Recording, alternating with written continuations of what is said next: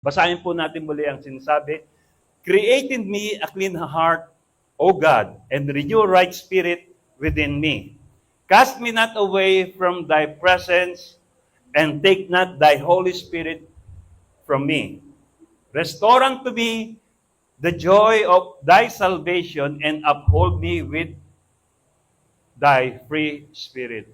Alam niyo po, ang sumulat nito ay si Haring David. At si Haring David, kilala naman natin na isang taong kinagsisiyahan ng Diyos. Pero alam naman natin na tinawag siya na a man after God's own heart. Ibig sabihin, talagang ang Diyos ay malapit kay David. Pero bakit nakagawa pa siya ng ganitong passage na sinabi niya, "Create in me a clean heart"? Bakit? Marumi ba ang puso niya? Alam niyo, bago isinulat to ni Haring David, dumanas siya sa isang sitwasyon. Sa isang sitwasyon na kung saan ay nahulog siya sa kasalanan. At allow me to share to you kung ano nangyari before. Sa pangyayaring sabi, nung panahong pumupunta ang mga hari sa digmaan para makipaglaban, hindi sumama si David. At nagpaiwan siya sa Jerusalem. Sina Joab, yung general niya, yung chief of staff niya, ang mga opisyal niya, ang lahat ng sundalo ng Israel ay pinapunta niya. Tinalo nila Joab, ang Amonita at sinakop ang Raba. Alam niyo po, sa labanan, lahat ng mga hari nandoon. Pero hindi nagpunta si King David. Bakit?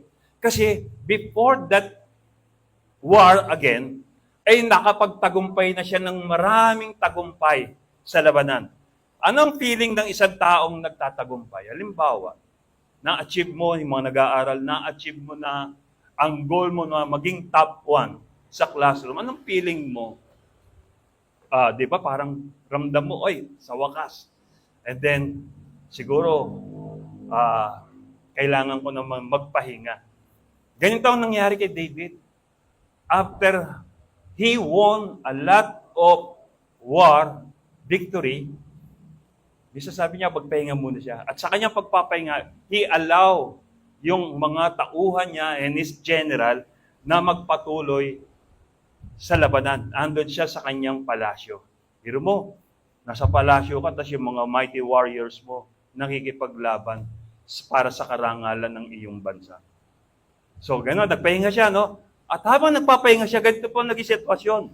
Isang hapon, bumangon si David sa kanyang pagpapahinga at naglakad-lakad sa patag na bubungan ng palasyo habang nakatingin siya, nasa taas siya, habang nakatingin siya sa taas, may nakita siyang isang babae, magandang babae, naliligo.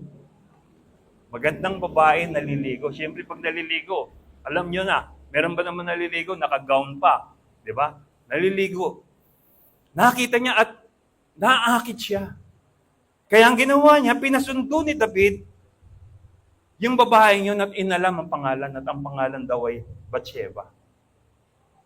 At nalaman niya na ang Bathshebang ito ay asawa ng isang magiting niyang warrior.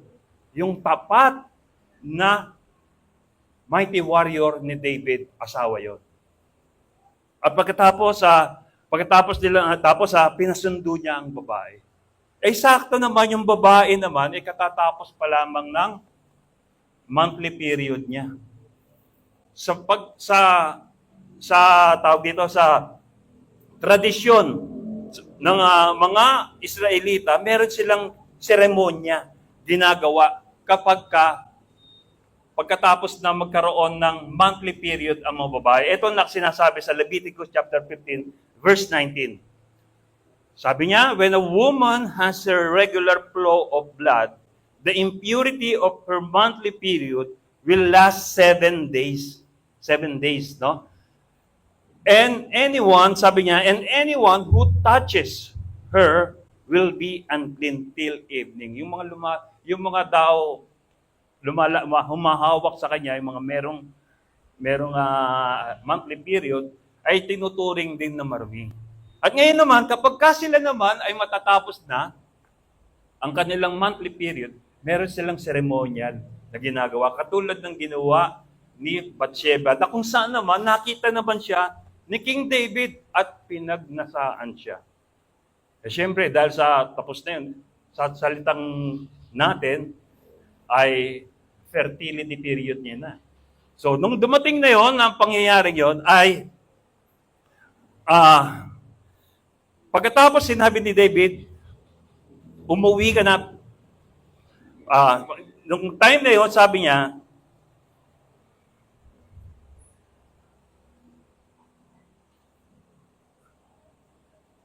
kaya nung pinasundo niya si Bathsheba at nasipingan niya, hindi naman agad-agad siyempre mabubuntis. No? It takes time, it takes days, even months para sabihin na siya ay buntis. Pero nabuntis siya at pinaalam niya ito kay David. Nagpadala si David ng mensahe kay Joab na papuntahin sa kanya si Urias. Si Uriah in English, siya yung mighty warrior na asawa ng Bathsheba na sinipingan ni David. Si David, kung iisipin mo, he has 7 wives. Pero di ba, no? 7 na, at hindi, yung asawa ni David, din siyempre, hari siya, hindi naman lahat yun eh. Lahat siyempre, natural, magaganda lahat yun. At pagkatapos, pero bakit napagnasahan niya pa rin yun si Bathsheba? Yun ang nakakalungkot din isipin. Because on that moment, hindi niya nabantayan ang kanyang puso. At dahil doon nakagawa siya ng isang desisyon na nagkasala niya.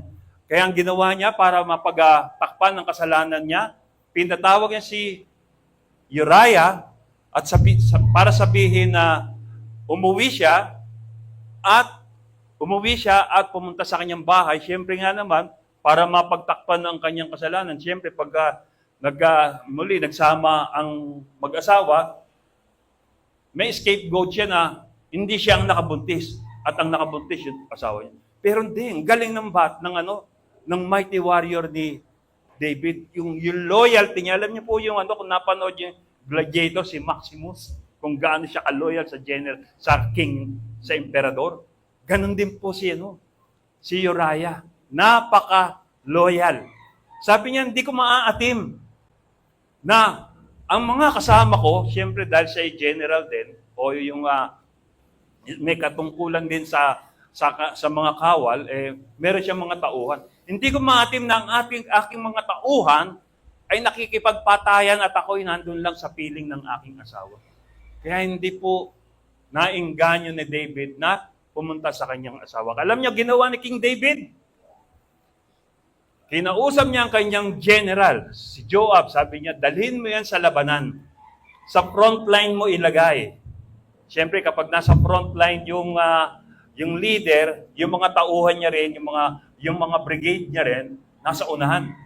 Pagkatapos, sumugod kayo. Pagkasugod nyo, umatras kayo. Iwanan nyo sila na nakikipaglaban.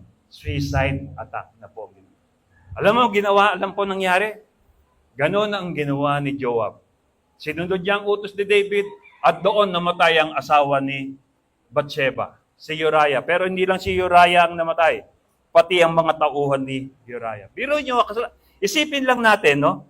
Dahil sa isang maliit na hindi pagbabantay ng ating puso, ang daming tao ang napahamak. Ang daming tao ang namatay. Kung babalikan po natin kanina, sabi natin that David is a man after God's own heart. What is a man after God's own heart? Ano ba yung definition nito? Sabi, lagi na lang natin naririnig, a man after God's own heart. Ito sabi niya, it is a person whose desires, values, and devotion are aligned with God's will. Ibig sabihin po, ang kalooban ng Diyos ang pinagsisikapan niyang masunod no matter what. Ito yung a man after God's own heart. Ito po ang meron na klase ng puso si David. Sabi po sa 1 Samuel chapter 16 verse 7, the Lord does not look at the things people look at. People look at the outward appearance, but the Lord looks at the heart. Tinitingnan daw ng Diyos kung ano laman ng puso niya. Kung titignan natin ngayon, kung bibigyan tayo ng spiritual eyes ng Lord ngayon, ano kaya makikita sa puso natin? Ano kaya laman ng puso natin ngayon? Ito pa ba'y naka-align pa rin sa kalooban ng Diyos? Kapag ito'y naka-align sa kalooban ng Diyos, you also may call a man after God's own heart. Dahil yun po ang definition niya. Sometimes, we don't realize that we actually been neglecting to God our own hearts. Kaya po, ganda ng title ng team natin. Oh. And this is the last Sunday that we had na guarding your heart. Kaya dapat talaga lagi natin nababantayan to eh. Because sometimes, when we left it alone talagang ipapahamak ka eh. We pay no attention to small things and even small details. Small things lang yun ha. Nagpahinga daw siya. Nagpahinga si King David. Yung mga tauhan niya, nakikipagpatayan sa labanan. Tapos siya nagpapahinga at nanonood lang, naninilip. Isipin nyo, small things, small details. But, ang laki ng distraction na ginawa sa buhay ni King David. Sometimes we allow our hearts unguarded. Kaya kung ano ang nangyayari sa atin ngayon, because we allow our hearts unguarded. Kaya kinakailangan, sabi ng Lord sa atin, na kailangan lagi nating bantayan ang ating mga puso. Physically speaking. Alam natin, no, bawal sa atin yung sobrang dami ng kolesterol. Pero kain ka pa rin ng kain ng taba. Diabetic ka na, kain ka pa rin ng kain ng mga sweets, cakes, ice cream. At sasarap kasi, di ba? Pero alam mo nang bawal. Di ba? Pero tuloy-tuloy ka pa rin sa paggamit. Because sometimes, we allow our desires and not our heart to be guarded. Kaya nangyayari, nakita ko sa Facebook, 21 years old, stroke na. Nakakalungkot, no? Alam naman natin, yung mga dumarating na mga strokes na yan, sa mga senior na dumarating yung gano'n. Pero sa mga almost teenage times nila, stroke na. Bakit? Because sometimes we allow our hearts unguarded. Because, kaya nga yung sabi, di ba, yung EENT sa hospital, alam niyo yung EENT, eyes, ears, nose, and tongue. Lahat ng yan nasa ibabaw. Yan yung mga generals ng ating isip. Kaya nasa taas yan. Kaya, the moment we let them unguarded, tong puso nating ito, ang masusunod, ako po, sometimes, ipapahamak po tayo. Kaya po, even King David himself developed in his heart a lustful desire. 7 na yung asawa niya, hindi pa nakontento, nanili pa, pinagnasaan pa, ang asawa ng mighty warrior niya. Yung mighty warrior niyang yon is a very loyal to him. Na talagang buhay niya, iaalay niya para lamang sa kaligtasan ng kanyang hari. Sa 2 Samuel chapter 12, verse 12, chapter 12, ito naman po ang ginawa ng Lord. Alam nyo, minsan, gumagawa tayo ng kasalanan, akala natin walang nakakakita. Ginawa ni David yun. Walang nakakaalam. Siya lang ang nakakaalam na pinagnasaan yung asawa ng kanyang mighty warriors. Siya lang nakakaalam nun. Pero hindi, nandun ang Diyos. Alam niyo po, hindi natutulog ang Diyos. Nakikita ng Diyos yan. Anong ginawa? Kinausap ng Diyos si Prophet Nathan. Si Prophet Nathan, ano bang kaalam-alam ni Prophet Nathan sa ginagawang kasalanan ni David? Wala siyang kaalam-alam doon. Pero, inutusan siya ng Diyos, pumunta ka kay David at sabihin mo ito. Ganito ang nangyari. Ngayon, sinugo ng Panginoon si Propeta Nathan kay David.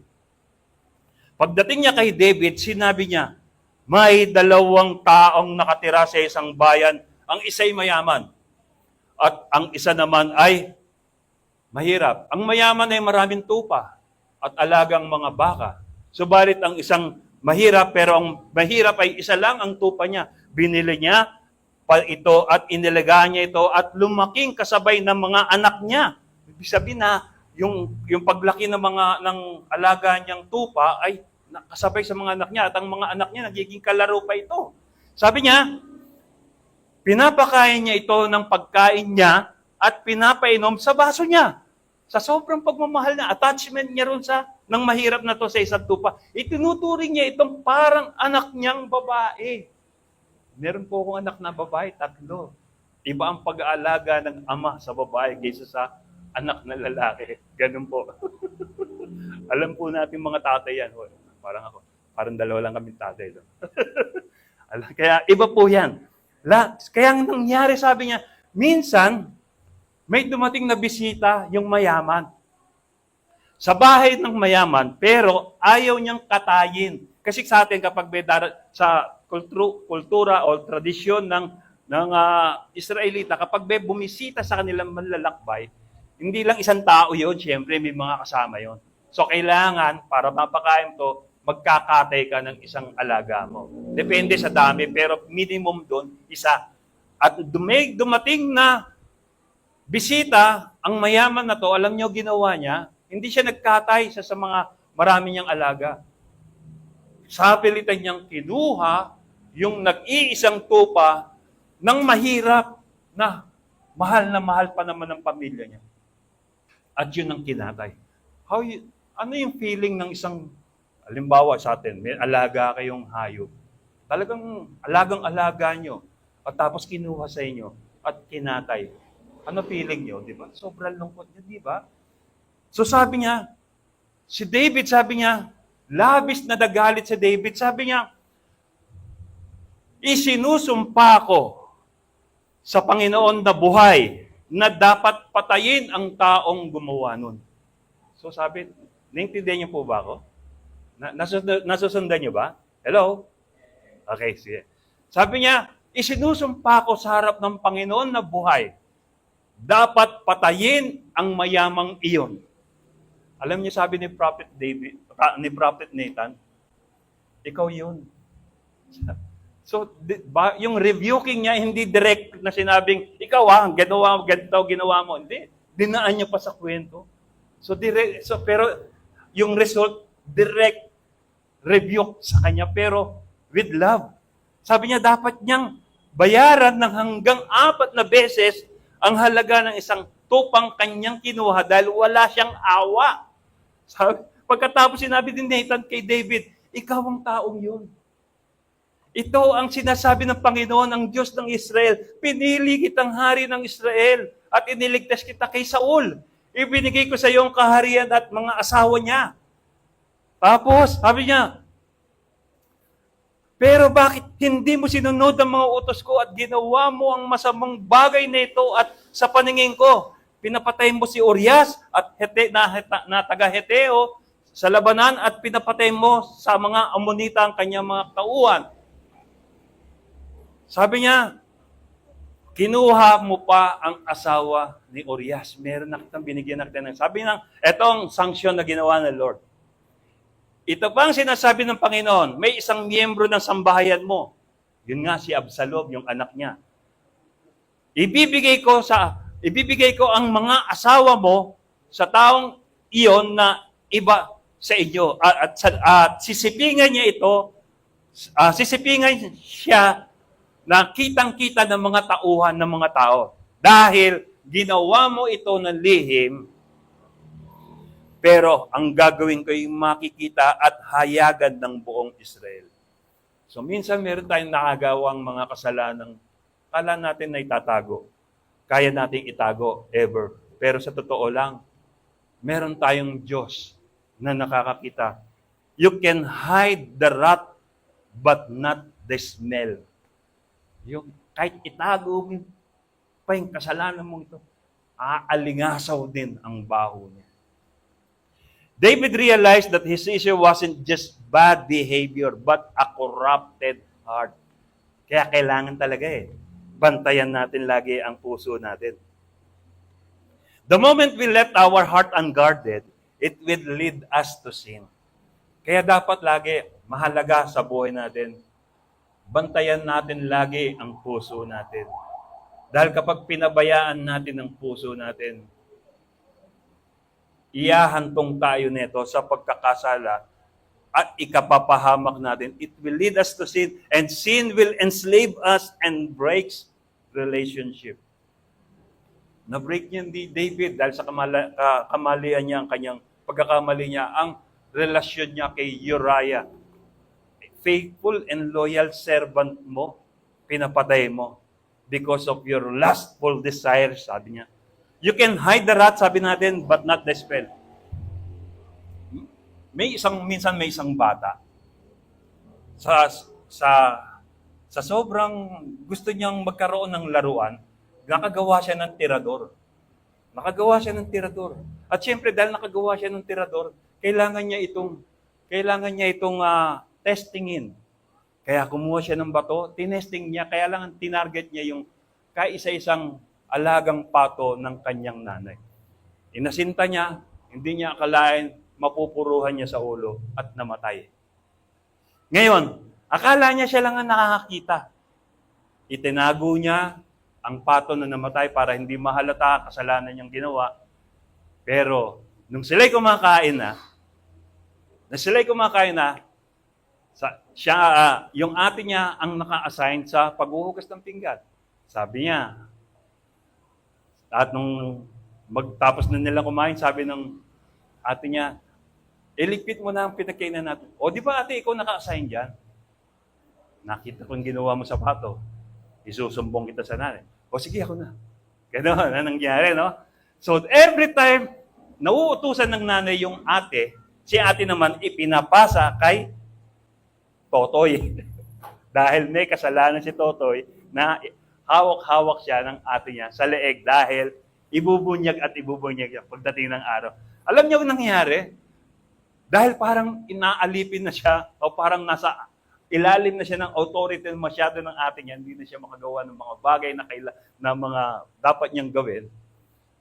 Kinausap niya na yung nanay niya at nagsabi siya ng totoo. Sabi niya, Nay, patawarin mo ako. Bakit? Napatay ko po yung pato niyo na hindi ko sinasadya dahil nakagawa ko ng tira. Sabi ng nanay niya, matagal ko nang alam yung ginawa mo. Hinihintay lang kitang magsabi ng totoo. Di ko ba? And then, he find release. Kaya ngayon, mag-uutos na naman si ate niya. O, hugasan mo na yung pinggan. Ikaw naka-assign eh. Isusumbong kita. Nagsabi na ako kay nanay. Kaya the best thing that kapag tayo ay nagkasala, aminin mo na kagad. Ingi ka na kagad ng tawad sa Diyos. And God is willing to forgive and to cleanse us from all our unrighteousness. Kala natin, wala nakakakita sa mga ginagawa natin. Meron tayong Diyos. Kitang-kita tayo ng Diyos. And that is why David wrote these psalms, tong songs na, tong ating text na ngayon, that create in me a clean heart, O Lord, and renew a right spirit within me. David realized that his issue wasn't just bad behavior, but a corrupted heart. Yun ang issue niya. Kaya kinakailangan tong corrupted heart niya, malinis ulit. O, paano malilinis? Siyempre, if you humble down yourself. Kaya nung sinabi ni Prophet Nathan, ikaw yun. Dahil pinagnasahan mo ang asawa ng mighty warrior mo, pinapatay mo pa siya, ikaw yun. Alam niyo po, ginawa ni David, hindi siya nagalit kay Prophet Nathan. Although may authority siya as a king para sabihin na, patayin ang taong yan dahil ginagawa na ako ng issue. Hindi, alam niyo, ginawa ni King David sa harapan ng kanyang mga tauhan, nagpakumbaba siya, nagpatira pa siya, humingi siya ng tawad sa Diyos. At sino ba namang Diyos ang hindi mahabag sa taong nagpapakumbaba sa kanyang harapan, humihingi ng tawad, tinatanggap ang pagkakamali. Ganon din po tayo. Every time na humingi tayo ng kapatawaran sa mga kasalanang nagawa natin, God is faithful and just to forgive us. Never in our life natatanggihan tayo ng Diyos kapag tayo nagpapakumbaba sa kanyang harapan. Kaya nga sabi, create in me a clean heart. The word for create in Hebrew, sabi, the Hebrew word for create means to make something out of nothing. Ibig sabihin, para kang magsimula kang muli. Kalimutan mo na lahat yung nagawa mong kasalanan at magsimula kang muli. Naalala ko po si Pastor Ross nung time na pinuntahan ako sa bahay at sinabi, Jake, magsimula tayong muli. That word is a challenging word. Okay po, Pastor. Kaya nga po, purihin ng Panginoon. Hanggang ngayon, nandito pa rin po ang JTBK. Hindi po dahil sa akin, hindi po dahil sa akin, kundi dahil sa habag ng Diyos sa atin. Amen po ba? Palakpakan nga po muna natin ng Panginoon. Hallelujah! It is an act only God can perform. David was asking God to entirely reshape, muling hubugin ang kanyang puso. Di ba pwedeng, para bang gusto, durugin mo itong muli, Panginoon, at i-reshape mo uli, muli mo itong lilukin, hubugin ng ayon sa iyong dakilang kalooban. Sabi, cast me not away from thy presence, O Lord, because the moment nandun siya sa kasalanan, akala niya, malayo na siya sa Panginoon. Sa ating mga buhay, alam nyo, minsan nasasabi natin, lalo na po nung panahon ko, sabi niya, siguro magsiserve na lang ako kay Lord kapag malinis na ako. Wala na akong kasalanan, wala na akong guilt. Pero hindi. Habang lumilipas ang panahon, lalo akong nadadagdagan ng kasalanan ko eh. Pero pwede naman pala akong lumapit sa Diyos ng maraming kasalanan at lilinisin niya ako at doon minsan pa makakapagsimula ako ng muli. Yun nga. Sabi na, ito yung ibig sabihin ng na kung sana pwede tayong magsimulang muli kapag tayo ay nireshape ng Lord. And then the next one, restore unto me the joy of thy salvation and renew a right spirit within me. Nung time kasi yun nasa kasalanan si King David, hindi niya na uli ramdam yung galak ng pagliligtas ng Diyos sa kanya. Alam nyo, maraming labanan sa buhay ni David ang napagtagumpayan niya. Every time na nararanasan niya yung tagumpay, siyempre yung galak. Halimbawa rito sa atin, yung mga nag-aaral, kapag na-achieve niya yung goal niya maging top 1, anong feeling niyo? Di ba saya? Hello, mga student? Di ba? Pag di lalo na kung nagkaroon ko pa ng laude, valedictorian. Di ba? Anong feeling nung pag na-achieve mo yung gusto mo? Di ba saya? Di ba? Kaya nga, yung time na yun, hindi na naranasan ni David yung galak ng victorious life niya dahil sa kasalanan. Kaya sabi niya, restore unto me the joy of my salvation. Because of this action, David felt he had lost his fellowship with God and feared the Holy Spirit would be taken from him. Minsan, pagka nagkakamali tayo, nagkakasala tayo, akala natin, malayo na tayo sa Diyos. Hindi. Hindi pa rin lumalayo ang Diyos sa atin. Tayo lang ang lumalayo sa Diyos. The moment na magkaroon tayo ng pagkakasala at ang pagkakasalang to ay inaalagaan natin, unti-unti tayong lumalayo sa sarili nating gusto sa Diyos. Sa Proverbs chapter 4 verse 23, above all else, guard your heart, for everything you do flows from it. Nung araw, nung ako'y college days ko po, meron akong principles in life. Sabi ko lagi, throw your heart over the best and your body will follow. Kasi ganun eh. Sabi niyo, kung ano yung the best na kailangan, kasi dami ko pong pangarap dati, gusto ko maging nung elementary ako, gusto ko maging namumukod na mag-aaral. Talaga maganda. Tapos nung high school ako, pangarap ko maging valedictorian. Wala nangyari, wala nasunod eh. Tapos dumating din sa college ko, sabi ko gusto ko magkaroon ng laude. Pero lahat ng yun, hindi natupad. Kaya sabi ko sabi ko nung sarili ko, ginawa ko naman yung magagawa ko, pero hindi naging sapat. Kaya alam niyo po, nung time na wala na po sa isip ko to, sabi ko, mga kapatid ko na lang, yung kapatid ko, sila, bata pa yan, tinuturuan ko na. Naalala mo ba sino ang invento ng ilaw? Edison. Bata pa yan dati. Tapos yung kapatid ko to, tinuturuan ko sa Algebra na kagad tinuturo ko, mga kapatid ko. Pero sabi ko, kung di pa sa akin, mga kapatid ko na lang, hindi pa rin nangyari. Pero wala pa tayong magagawa, sabi ko. Sabi ko sa mga anak ko na lang, hindi pa rin nangyari. Kaya wala na sa desire, wala na sa isip ko na makakamit ko pa ang pangarap ko na maging pinaka nangunguna sa mga nag-aaral. Pero dumating yung pagkakataon na yung kuya ko, sabi niya mag-aral daw ako ng theology. 4 years course po yun. Sabi ko, tanda-tanda ko na mag-aaral pa ako. Kailangan mo kasi sa ministry mo yan, Jake. So, lagi niya kinukulit, mag-aaral ka. Kasi lagi kami sa dorm magkasama. Lagi niya sinasabi sa akin, nag-enroll ka na ba? O sige kuya, paano ba mag-enroll dyan? Sabi ko, ganito, punta mo ito, ito yung ano mo, ganyan, punta mo siya, ganyan, hanapin mo siya, at mag-enroll ka. Nag-enroll ako. Nag-start ako ng 3 subject, 9 units. Nag-enjoy ako. Nasiyahan ako. Talaga, maraming nabuksan sa kaisipan ko muli. Pero wala sa isip ko na matatapos ko yun. Kasi sa prinsipyo ko, tandaan niyo po, kung ano lang po, share ko lang. Pag sinimulan ko, tinatapos ko po kasi lagi. Talagang lahat, wala sa punto ng buhay ko yung mag-give up, mag-quit. Tinapos ko po. Kahit dumating ang pandemic, kahit na yung mga tuhod ko talagang nang kikirutan bawat bahagi niya, talagang hirap maglakad. Nilalakad ko pa yung eskwela pagkatapos ko magtrabaho. So sabi ko, tuloy lang, pag-aaral. Hanggang sa dumating ng graduation, hindi ko alam kung laude pala ako. Sabi ko, purihin ng Panginoon. Doon ko lang after a month, doon ko na-realize, ito pala yung pangarap ko noon.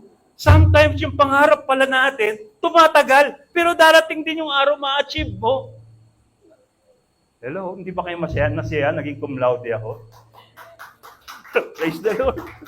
Hindi ko naman po pinagmamalaki yun. Kundi ang pinagmamalaki ko, yung katapatan ng Diyos sa buhay natin, okay, magkaroon ka, throw your heart over the best and your body will follow.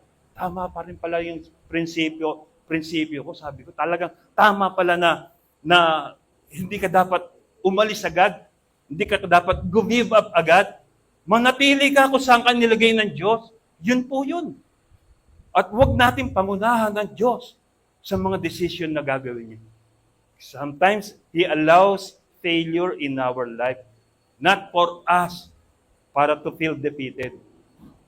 He allows failures for us to dream again, para magpatuloy at siyang bahala sa susunod.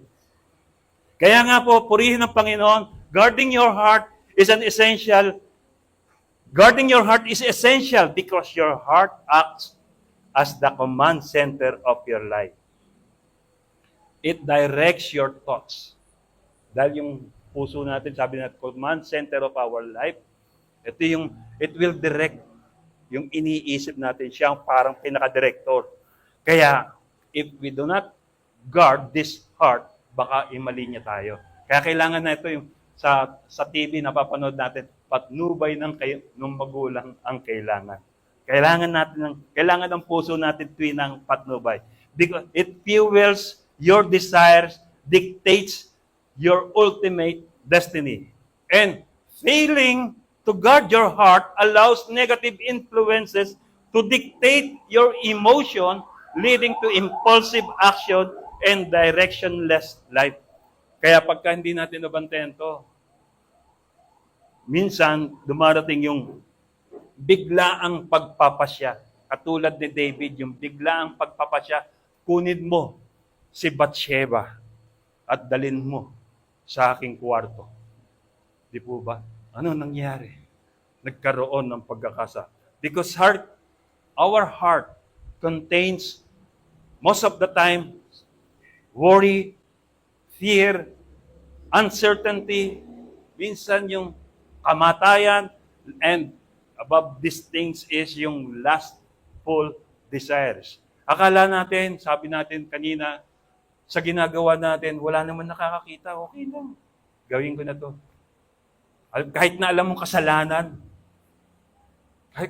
kasalanan, gagawin mo tapos pero wala naman nakakita. Halimbawa, nakita mo yung wallet ng kaklase mo, ng kaibigan mo, na paldo. Maraming laman. At wala naman nakakita, pwede ka magbawas. Meron Diyos na nakakakita sa atin. He always testing our integrity in our life. Kapag napatunayan ka naman na that you are a man full of integrity, walang ibang napaparangalan doon, hindi ikaw, kundi ang Diyos na may likha sa'yo. At kinasisiyahan ka. Pag nasiyahan naman ng Diyos, isipin mo, from pastol to kingship, si David naging hari, pastol lang siya dati, tapos binubuli-buli pa yata ng mga kapatid niya, ng mga kuya niya, pagkatapos naging hari, at naging warrior niya pa, naging tauhan niya pa yung mga kuya niya. Isipin niyo yun, how God promotes those whose heart yung punong-puno ng integrity. Kaya lagi po natin babantayan ng puso natin. It destroys health and wealth and career and breaks relationship, failing to guard our heart. Break relationship. Kahit na, tingnan niyo yung relationship ni Uriah, tsaka po ni David, na break because of failing to guard David's heart. At nagiging unproductive pa. And sa totoo lang, kapag nag-fail ka sa pagbabantay ng puso mo, gusto mo lagi isolated ka na lang lagi. Gusto mo lagi na lang nag-iisa, nagiging emo ka na lang. Kasi hindi mo nabantayan maigi ang puso. Kasi nahihiya ako. Mga ganun, yun ang unang pasok ng mga yung mga tao na gustong nagiging nag-isolate, yung nag-iisa, nag-iimo na lang.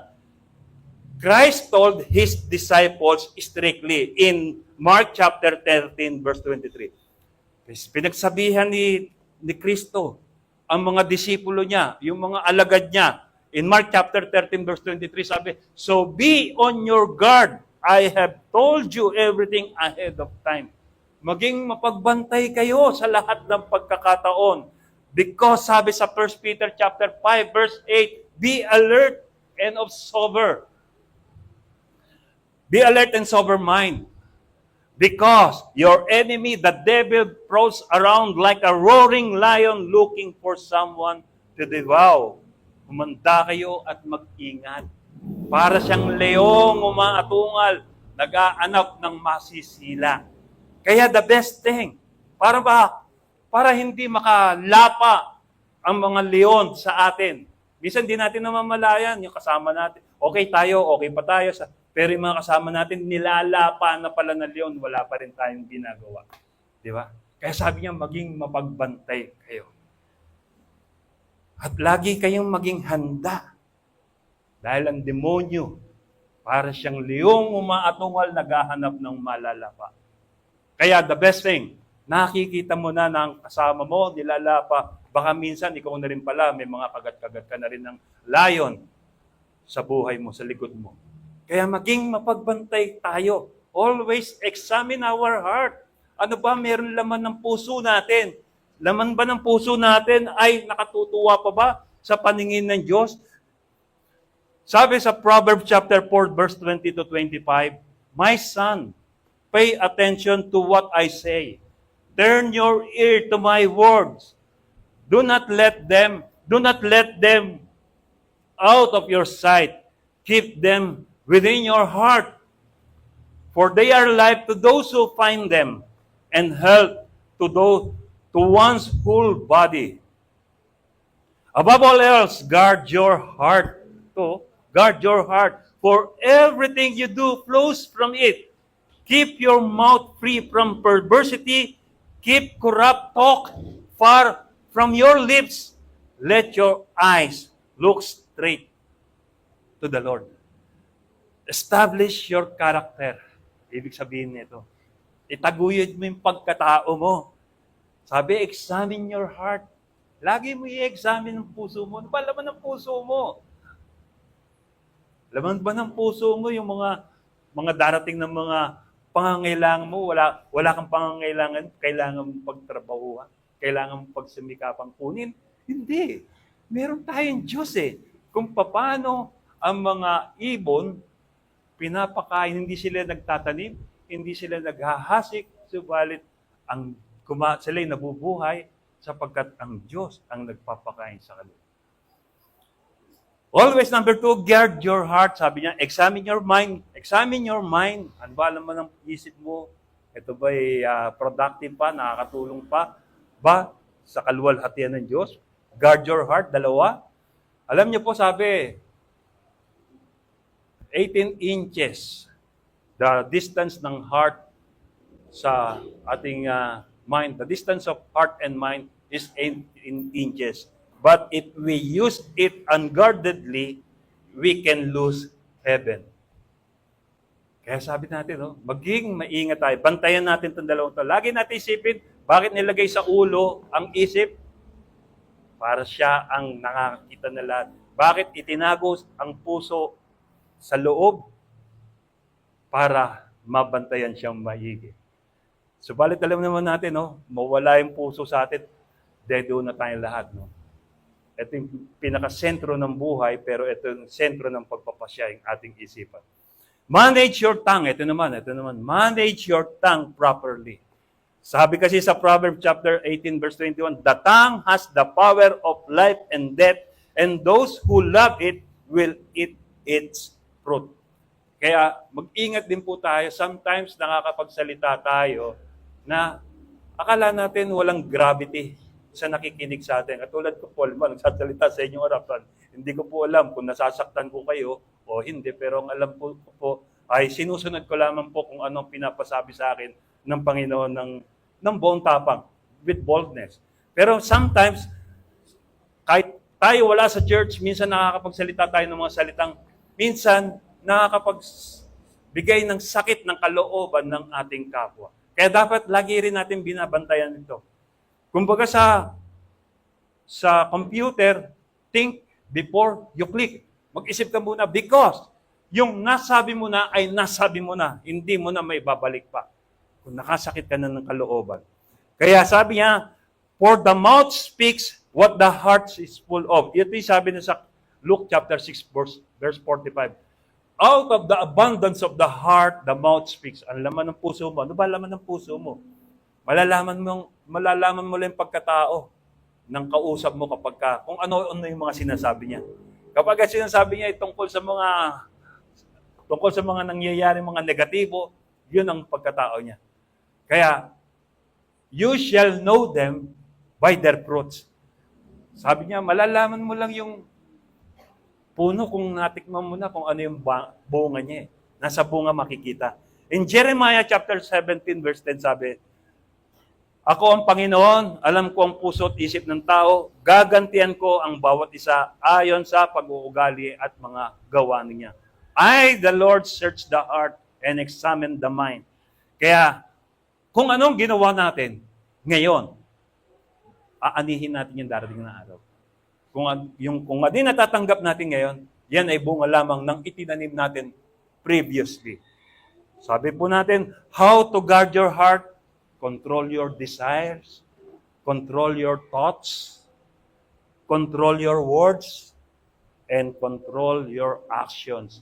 Sa mga apat na ito nakasalalagay, ang ating ikabubuti o ang ating ikasasama. Sa mga apat na ito nakasalalay, kung mabibigyan natin ng kaluwalhatian ng Diyos o hindi. In Proverbs chapter 16, verse 3, sabi, commit to the Lord whatever you do, and He will establish your plans. Ipagkatiwala natin lahat sa Diyos. Before we make a decision, before we make things in action, lapit muna tayo sa Diyos. Meron tayong Diyos na nakakaalam kung anong mabuti para sa atin. Sabi ni King David, gusto ko lang mag-end dito sa challenge na to ni yung pagsusumamo ni King David sa Diyos. Alam niyo the best of niya, restore unto me the joy of my salvation. Katulad po ni King David, nararanasan niyo pa po ba yung kagalakan ng pagliligtas ng Diyos sa inyo? Sino pa po ba rito yung nagagalak pa? Magsabi nga po ng malakas na amen. So, konti na lang ang nagagalak. Gusto niyo bang magalak? Amen. Magpatuloy tayo sa pagtupad sa kung ano ang pinag-uutos ng Diyos sa atin. Amen? Palakpakan natin ng Panginoon. Tayo lahat ay tumayo. Hallelujah. Praise the Lord. Hallelujah. Tayong lahat ay tumayo at sandali tayo yumuko at sa mga sandaling to siyasatin natin ang laman ng ating puso. Ano ba ang laman ng ating puso? Tayo pa ba'y nakahandang sumunod, maglingkod, magpasakop sa dakilang kalooban ng Diyos? Sa mga sandaling tong ang ating Diyos ay sinisiyasat ang laman ng ating puso, ang ating isip, sa pagtingin kaya, sa tingin po kaya natin, kung anong nakikita ng Diyos sa atin, sa tingin po ba kaya natin, ang Diyos kaya ay nasisiyahan? Sabi ng Diyos, unahin lamang natin ang kanyang katwiran, ang kanyang kalooban, ang lahat ng kailangan natin, ipagkakaloob niya sa atin. Hindi lang ipagkakaloob, kundi idaragdag pa sa atin, sapagkat ang Diyos ay tapat at ganap sa lahat ng pangako niya. Wala siyang ipinangakong hindi itinupad sa atin. Ang hiling niya lang sa atin sa mga sandaling ito, magtiwala sa kanyang dakilang kalooban. Hallelujah! Ano pa ba ang nararanasan natin ngayon, mga kapatid? Tayo pa ba ay nakahanda pang sumunod, maglingkod? Ikaw ba'y dinigiba na ba ng mga pagsubok, ng mga paghihirap, ng mga pagtitiis? Sabi ng Biblia sa atin, greater is He that is in us than he that is in the world. Kahit man gaano kalaki kapangyarihan ng panggigipit ng kaaway sa atin, mas higit na dakila ang kakampi natin. Panginoong Diyos, maraming salamat po sa inyo, sa inyong kapahayagan sa buhay ng bawat isa po sa amin. Salamat po sa panibagong hamon ng pagsunod po namin sa iyo, na kung saan dapat po namin bantayan tuwina ang aming mga puso, sapagkat minsan sa mga kawalan namin ng pag-iingat sa aming mga puso, Panginoon, nakakapasok, nakakagawa ng butas ang kaaway upang kami magkasala at ang kasalanan to'y umalipin muli sa amin. Subalit tinawag po kami para maging malaya, Panginoon. Kaya every time, Panginoon, na kami ay nagpapakumbaba, humihingi ng tawad sa iyo, nariyan ka.